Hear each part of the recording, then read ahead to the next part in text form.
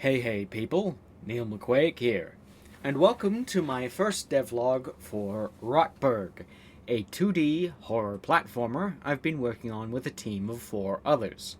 I've been acting as the narrative writer, secondary support programmer, and as the team's producer, so I have a wide variety of topics to talk about. The game has been in active development for about 4 months now, as part of my capstone at Mohawk College's Game Design 374 program. And I am now in the second half of capstone.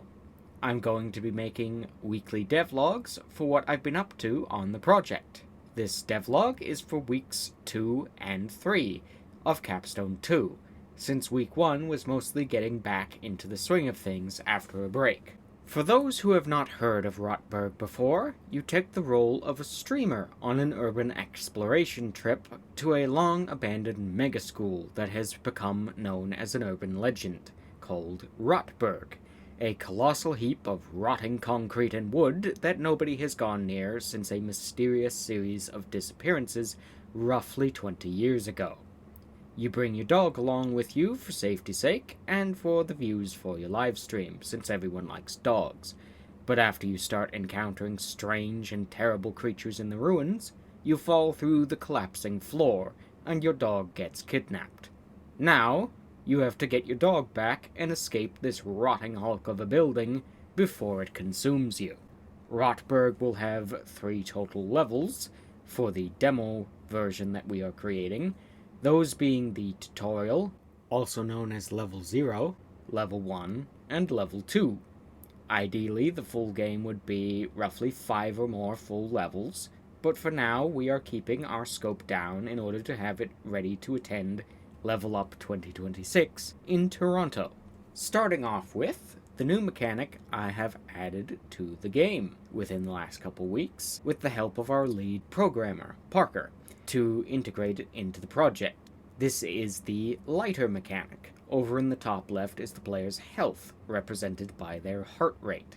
Rather than simply dying and coming back at the checkpoint, we decided it would support some of our project's pillars, namely pressure platforming, spiky tension, and streaming, to have a less direct way of going about respawning. Instead of simply being jump-scared and dying, the player instead panics and runs away from the monster, dropping their phone. The player is then forced to use a lighter in order to get back to their phone. The lighter has less reach than the player's default phone flashlight, and, most importantly, it lacks the phone's flash function, which is used to stun enemies. The player will also be deprived, in the final version, of their chat. The chat will normally provide the player with useful hints through super chat messages, and will be fairly important to the player's survival. In effect, the player will be losing their lifeline and their most important utility. This will be thematically in line with the character's experience, as losing their phone as a streamer would naturally worry them, both because they are losing access to their stream, and livelihood with it, and because they are losing access to the utility of a phone, like being able to call for help, use a GPS to get home, or even take notes. The trek back to recover your phone will be perilous and stressful, and if the player is scared to get away again too many times, they will be killed outright, resetting the level. Second is my new narrative contribution. As the team's writer, I have been working with our level designer to draft the beats we want to hit for our gameplay. Without going into spoilers, Level 0, or the tutorial, will teach the player the ropes and build the tension as the school slowly wakes up to their presence after the player disturbs it.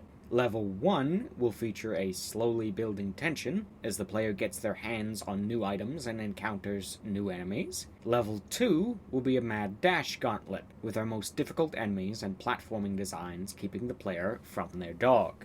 I will be working with our level designer going forward to help turn the beats I have laid out into an actual design, and I will be working on expanding the background lore of our game and to figure out how to present it to the player in a thematic way, likely through former students and teachers in the player's chat, and through notes hidden around the school. Last, I added a room to our sandbox level. Up until recently, we have been working in one of 2 sandbox levels to test out our new mechanics, which have recently been mashed together into the sandbox for testing purposes.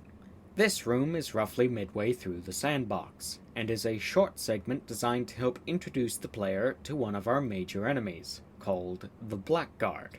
This flying eyeball is a hall monitor that functions on a red light, green light system, starting at green light, progressing to yellow light as a warning, and then attacking at the red light phase after some time.